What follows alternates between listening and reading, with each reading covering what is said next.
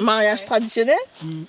Yo copine mouillé. Des tios yo mi na copine mouillé top. Allez. Allez, mouillé ben. Allez. Di pa mouillé mi top. Bakati no de c'est cadé c'est me tembe au de tembe. De c'est me la et pas ka. Donc je connais. Donc le mariage chez nous, c'est en plusieurs phases. Déjà, il y a la demande. La demande, ce sont les tontons du garçon qui vont la faire au papa de la fille.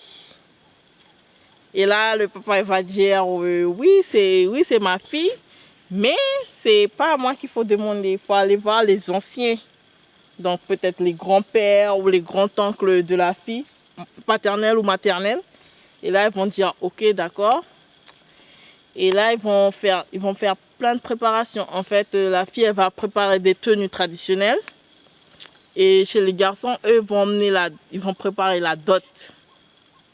En fait, et dans la dot, il y a des bijoux en or, des marmites, tout le nécessaire pour une maison, en fait. Et dans la malle aussi, il y a un billet tout au fond. C'est ça, hein? Et c'est avec ce billet, on dit que tu achètes la fille, en fait, qu'elle t'appartient. Et après, en fait, quand tu vas emmener ça, en fait, la fille, elle dort toute seule dans une maison, dans un hamac qu'ils vont installer. Et elle a une corde autour de la taille. Ouais. Et le garçon, il doit la récupérer avec le petit tissu. Et la fille, elle ne doit plus jamais revoir cette corde ni le tissu, parce que sinon, elle peut mourir. Et après, ils te demandent si tu es vierge ou pas. Mais ce n'est pas toutes les familles qui demandent, hein, mais certaines familles sont curieuses, donc ils demandent. Et ensuite, il faut savoir que les parents de la fille ne doivent pas te voir. Et tu pars aux aurores tôt le matin. Tu pars peut-être à 4-5 heures du matin. Tu retournes chez toi.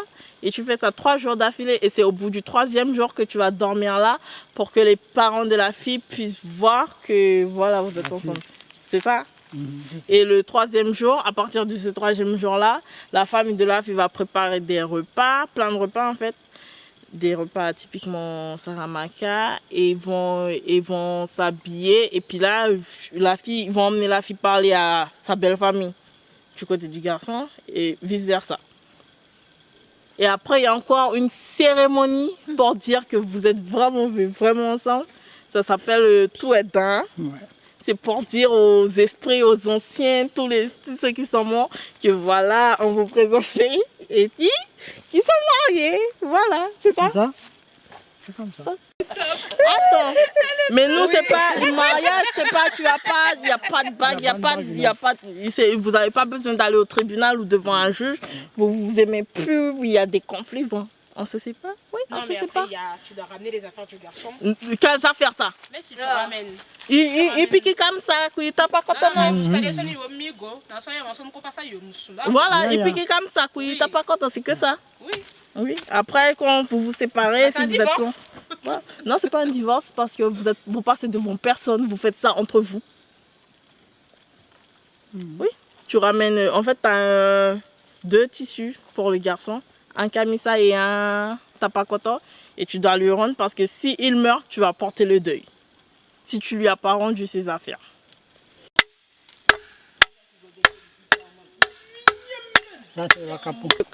Mais nous, notre génération, on a du mal avec ça. Hein. Oui, parce qu'il y a des filles là. Pourquoi? Parce qu'il y a des filles là, elles viennent te t'embêter. Hein. C'est ton copain. C'est toi qui viens me chercher et tu viens.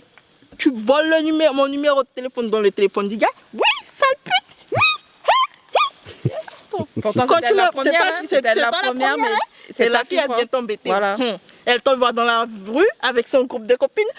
Elle t'insulte. Comment je te vois toute seule là, moi je te mange.